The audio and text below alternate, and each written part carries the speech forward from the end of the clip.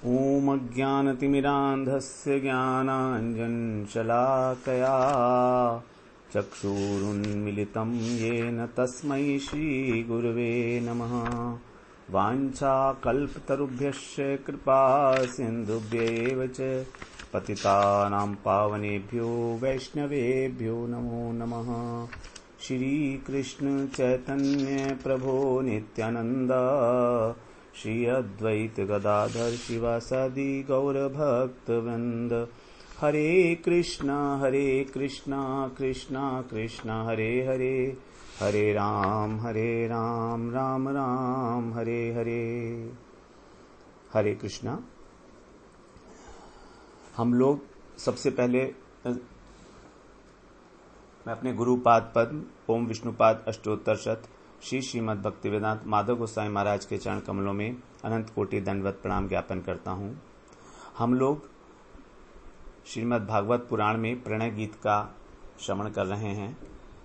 उसमें किस प्रकार से गोपियाँ भगवान से प्रार्थना करते हुए उनका दासत्व ग्रहण करने के लिए प्रार्थना कर रही हैं। 31वें श्लोक से 29वें अध्याय के 10वें स्कंध में तो हम लोगों ने पहले 4 प्रकार की जो गोपियां हैं, स्वपक्षा, विपक्षा, सुहृद पक्षा और तटस्था। तो सबसे पहले हमने 2 श्लोकों में सुहृद पक्षा जो गोपियां थी उनकी हमने वार्ता सुनी। उसके बाद फिर 3 श्लोकों में 33, 34 और 35, इन 3 श्लोकों में जो विपक्षा गोपियां थीं, प्रतिपक्षा जो राधा जी के प्रतिपक्ष में विपक्ष में हैं, उनकी चर्चा हुई। उसके बाद फिर स्वपक्षा गोपियां जिनका स्नेह मधु स्नेह है, उनके विषय में बात हुई। और अब 38 श्लोक तक 3 श्लोकों में। उसके बाद अब यहां पर 39 श्लोक में जो तटस्था गोपियां हैं वो कह रही हैं। तो हम लोग 39 श्लोक को श्रवण करते हैं। इसमें कह रही हैं, भगवान के सुंदर सौंदर्य का वर्णन कर रही हैं वो। वीक्ष्यालकावृत मुखम तव कुंडलश्री गंडस्थलाधर सुधम हसितावलोकम दत्ताभयं च भुजदण्डयुगं विलोक्य वक्षः श्रियैकरमणं च भमाम दास्यः। यहां पर कह रही हैं गोपियां कि हे प्रियतम श्याम सुंदर, आपका जो मुखमंडल है वो कैसा है।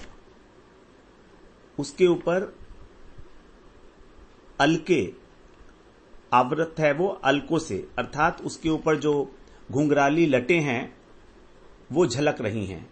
आपके सुंदर मुखमंडल के ऊपर घुंघराली लटें झलक रही हैं, उनसे ढका हुआ है वो।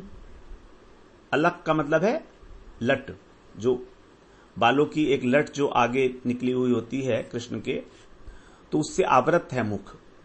वीक्ष्य माने उसको देखकर। तो आपके मुखमंडल के ऊपर जो लटकी हुई घुंघराली अलके हैं उनको हम देखकर, और आगे क्या देख रही हैं, कुंडल श्री गंड स्थल, आपके गंड स्थल पर, गंड स्थल मतलब कपोल, गालों पर आपके कमनीय कपोल हैं आपके, जिनके ऊपर सुंदर सुंदर कुंडल अपना सौंदर्य बिखेर रहे हैं। कुंडल श्री का मतलब सौंदर्य। तो कुंडलों का जो मकराकृत कुंडल भगवान ने पहने हैं, उनका जो सौंदर्य है वो झिलमिला रहा है भगवान के कपोल स्थल पर, भगवान के कपोलों पर। अधर सुधम, और भगवान के जो अधर हैं वो अत्यंत मधुर है। अधरों की सुधा को देखकर, जो वास्तव में सुधा का मतलब अमृत, जो अमृत को भी लजाने वाली है, ऐसे हैं आपकी अधर। और हसितावलोकम, और आपका मुस्कान, हंसी आपकी, और अवलोकम आपकी चितवन, आपका दृष्टि, आपकी मनोहारी चितवन और आपकी मंद मंद मुस्कान। इसके बाद कह रही हैं दत्ता अभयम च भुजदंड युगम, आपके भुजदंड, आपकी दोनों बाहु भुजाएं आपकी जो कैसी हैं, दत्ता अभयम, अभय देने वाली हैं, शरणागतों को अभय देने वाली हैं, मतलब उनकी रक्षा करने वाली हैं। और विलोक्य मतलब देखकर, वक्ष श्रेय करमणम, और आपका वक्षस्थल कैसा है, श्रेय करमणम, श्री माने लक्ष्मी जी, तो लक्ष्मी जी का ही जहां पर एकमात्र रमण स्थल है, श्रेय रमणम, जहां पर लक्ष्मी जी सुनहरी रेखा के रूप में विद्यमान है आपके वक्षस्थल के बाईं ओर, ऐसा आपका वक्षस्थल है जो लक्ष्मी जी का नित्य क्रीड़ा स्थल है।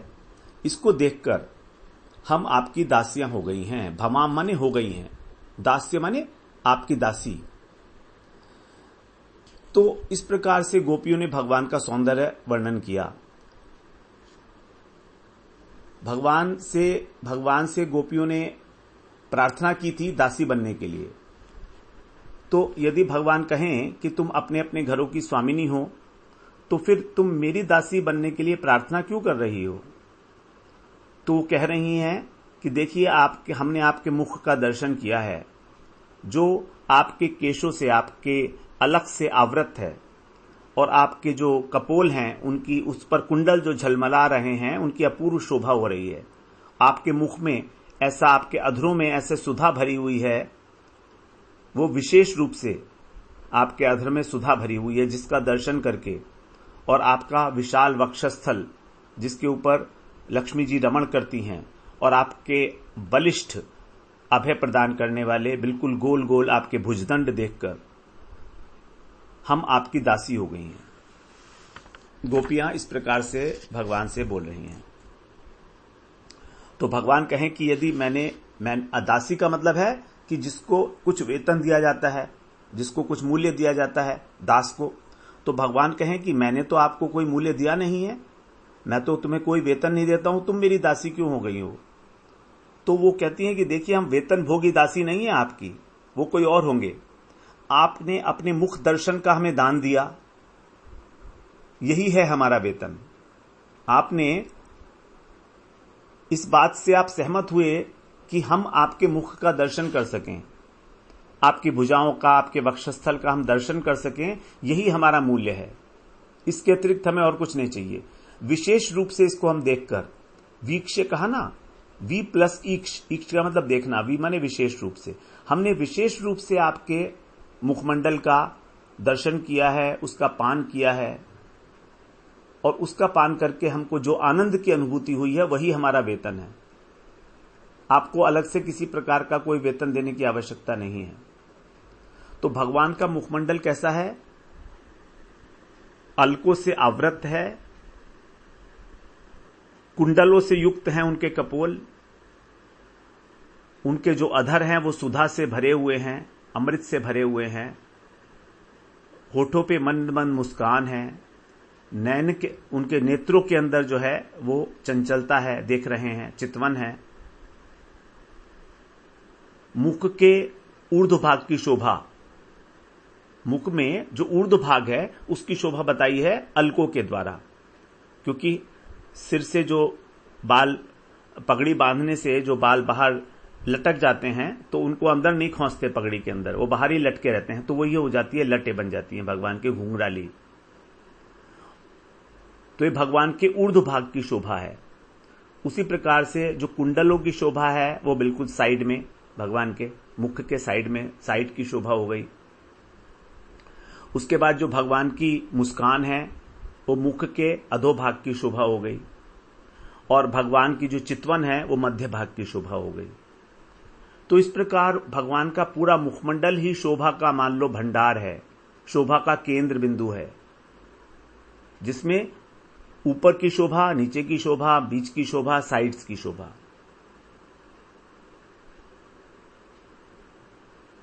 तो यहां पर जो अधरों पर भगवान के मुस्कान बताई है,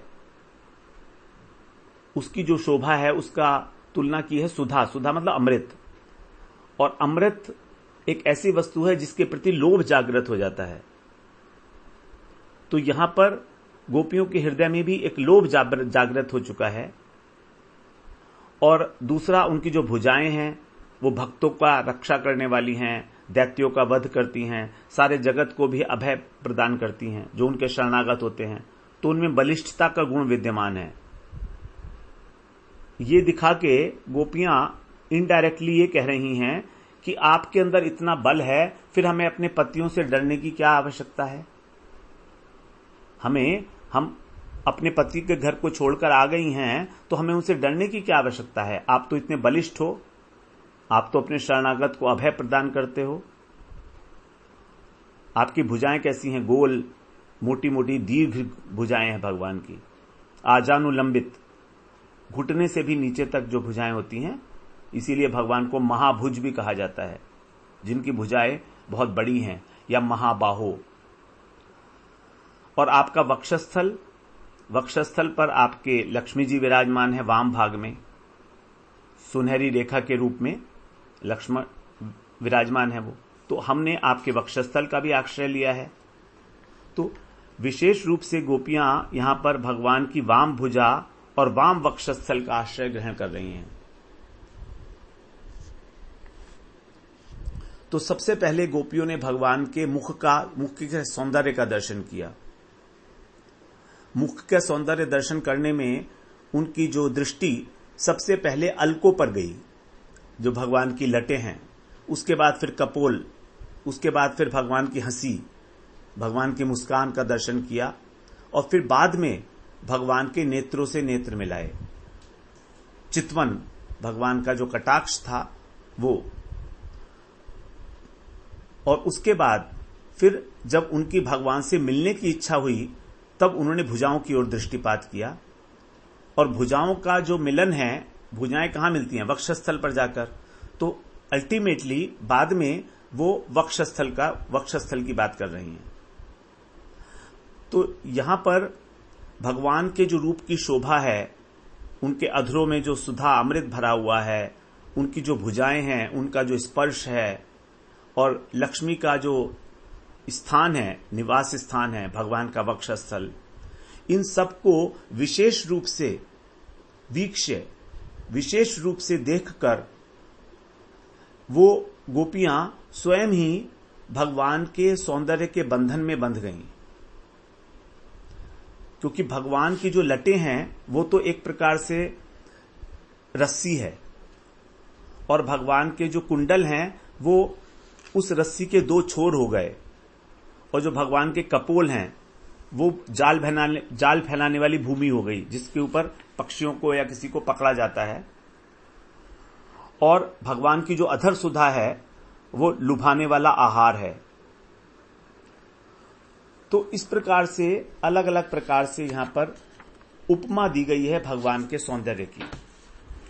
भगवान का अनुपम सौंदर्य है, इसी बात को गोपियां यहां पर बड़ी लोभनीय दृष्टि से देख रही हैं। उनके हृदय में एक लोभ जागृत हो गया है, और वो ये कह रही हैं कि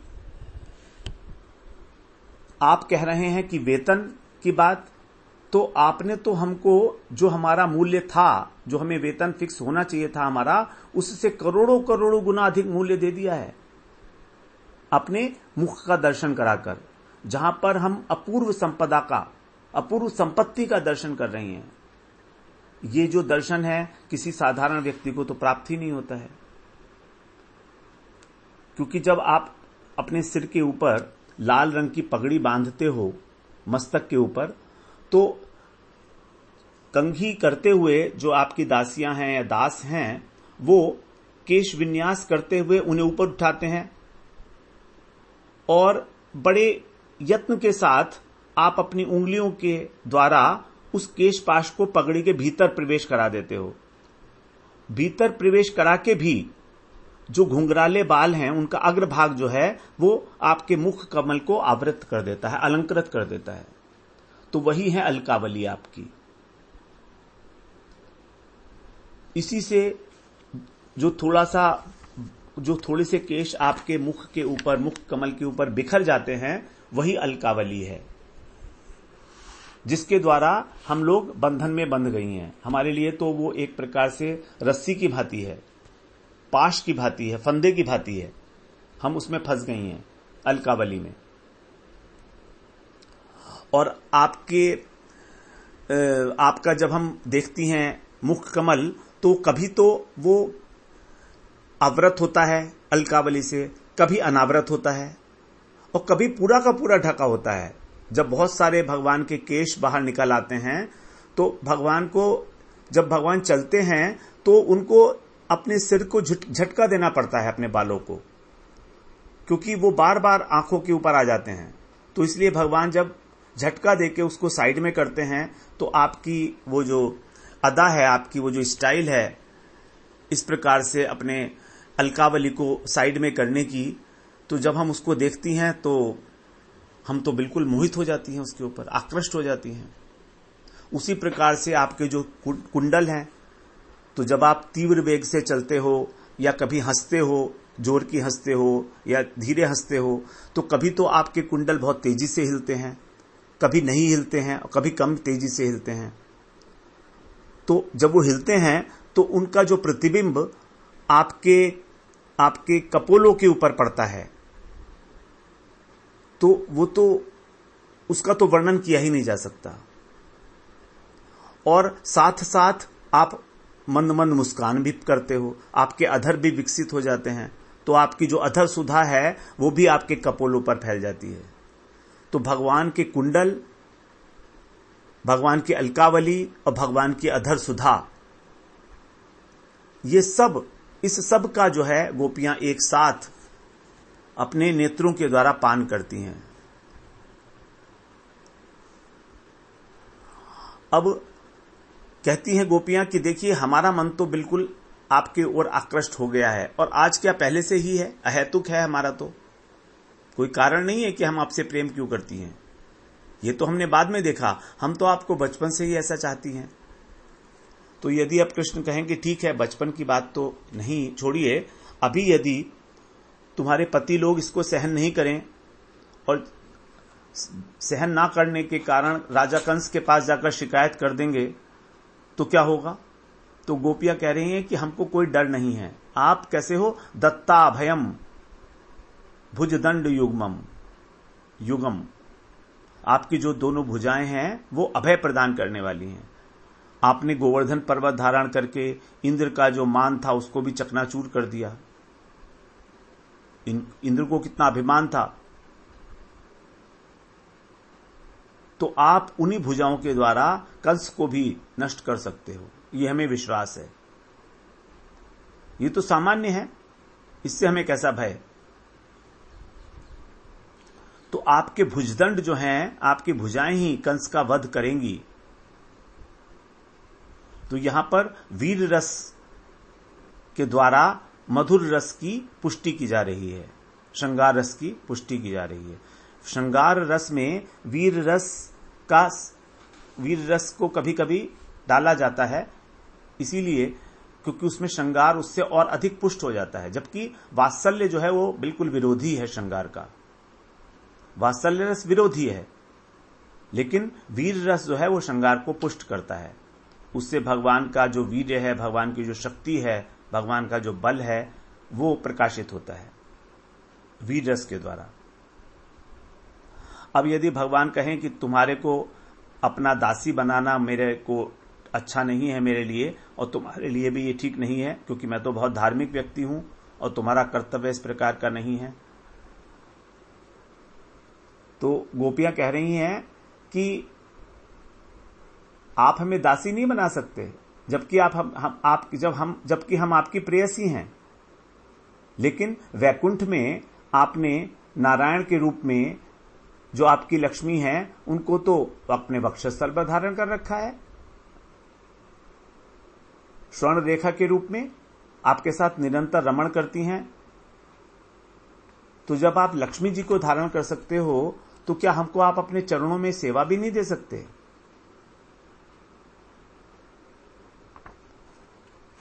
तो गोपियों का कहना यही, धीरे धीरे गोपियां भगवान के मुख का सौंदर्य वर्णन करके उसके बाद फिर दोनों भुजाओं का वर्णन करती हैं, उसके बाद वक्षस्थल का वर्णन करती हैं।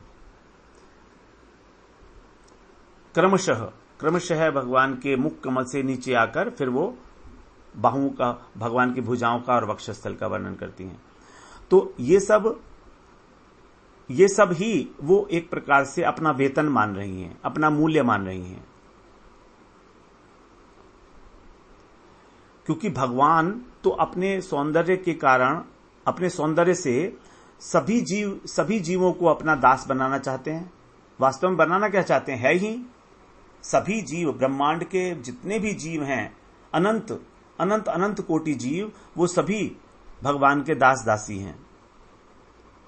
तो उनको दास दासी बनाने के लिए भगवान किसी प्रकार का कोई उन्हें धन नहीं देते हैं, वेतन नहीं देते हैं।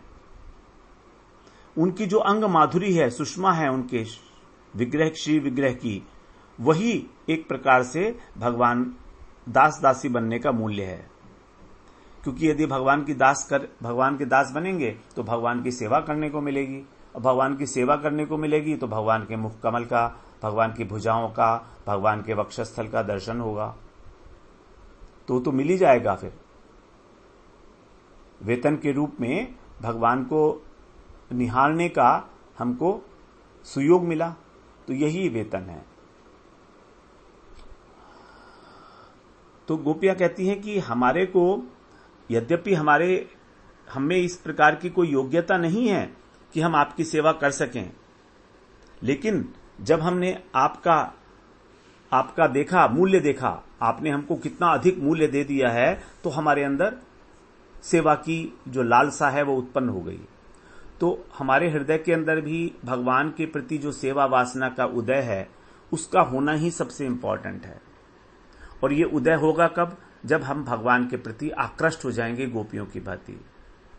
भगवान की मुस्कान को देखकर, भगवान के नेत्रों को देखकर, भगवान के श्री विग्रह को देखकर, उसके विषय में हरि कथा श्रवण करके, तभी और केवल तभी हम अपने जो हमारे बंधन हैं, जो हमारी संसार आसक्ति है, उसको काट सकते हैं। तो गोपियां कह रही हैं कि आपका जो असाधारण मुख कमल है, उसने तो हमें नहीं, त्रिभुवन की जितनी भी रमणियां हैं, उनको चिरकाल के लिए दासी बना रखा है।